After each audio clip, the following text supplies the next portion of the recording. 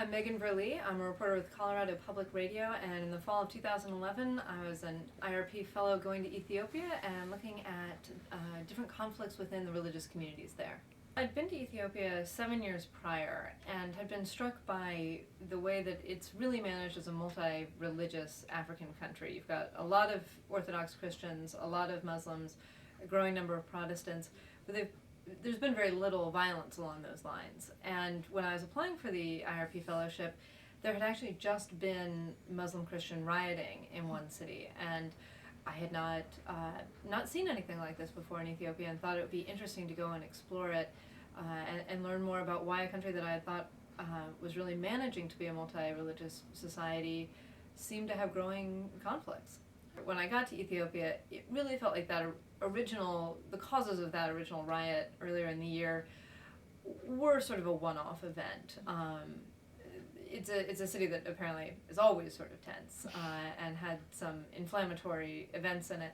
And people said, no, things really are pretty stable on the Muslim-Christian lines, but the longer I was there, the more obvious it was that there was building tension within the Muslim community between more traditional practitioners and people who have joined what are more fundamentalist and somewhat more contemporary global schools of Islamic thought.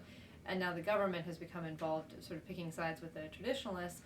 And once I was on the ground, I could feel that there was a lot more brewing there than between religions. Well, I took the mandate of religious coverage very broadly and went looking for some different religious stories. And one that I'd been curious about for a long time is, what is this Rastafarian community that's in Ethiopia? They've been there, some of them for decades, coming to what they see as the promised land, their Zion. How do they fit in a culture that does not welcome foreigners? Ethiopians are very aware of being Ethiopian, and if you're not Ethiopian, everyone else is a Ferengi. And so what is it like to come to what you see as the homeland and find out that the people who are already there don't necessarily think you're home? I found that there is a certain amount of friction between the Rastafarians and the Ethiopians. At best, the two communities don't understand each other well, although there are attempts now, especially by the Rastafarians, to reach out. At worst, there's a lot of misunderstanding. I mean, certainly Rastafarians, as everyone knows, believe that marijuana is a sacrament, or are, very frequent users of marijuana. Well, they're legally allowed to have it under Ethiopian law, but they're not supposed to share it with Ethiopians. Well, there are plenty of Ethiopians using marijuana in that community, and so there's a lot of tension on the issue of that drug.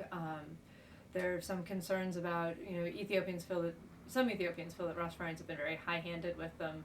Rastafarians feel that they are sometimes preyed upon by Ethiopians because they tend to have more wealth and more possessions. They're more likely to be targeted for burglaries or robberies, and they don't understand the legal system as well. So, I found two communities that are trying to figure out how to live together, and it's not always easy.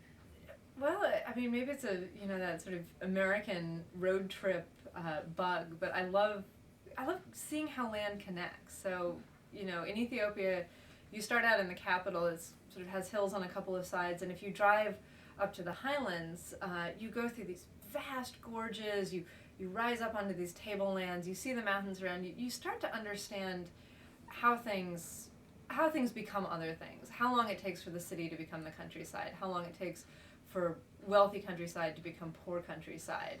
What the barriers are. I mean, certainly on some of those drives, there was one day where we went across this tableland and we dropped down into 3 gorges that were almost the equivalent of the Grand Canyon on this one-lane little unpaved road. At the end of the day, locals said, only people who've given up on life drive this road. And it made you understand this is why this country is hard to move around, and this is why internal trade is difficult and developing things is difficult.